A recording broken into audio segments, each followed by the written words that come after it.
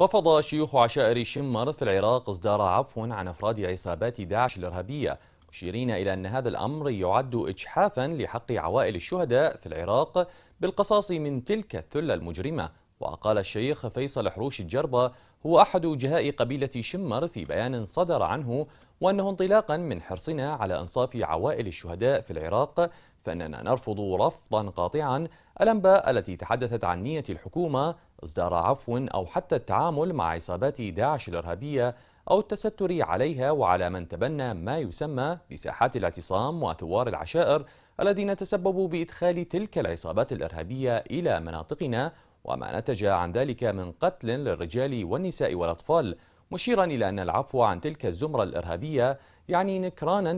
لدماء الشهداء الذين سقطوا على يدها في محافظة نينوى والأنبار وصلاح الدين وديالى وبقية المحافظات العراقية، إضافة إلى شهداء سبايكر وأبناء الطوائف الأزيدية والمسيحية والصابئة والتركمان والعرب وقوات البيشمركة وعناصر الجيش والشرطة وغيرهم. هذا وأشار الشيخ جربة إلى أن هذا البيان إنما يعبر عن رفض ذوي الضحايا الذين اغتالتهم تلك العصابات الإجرامية خلال فترة احتلالهم لبعض المحافظات العراقية.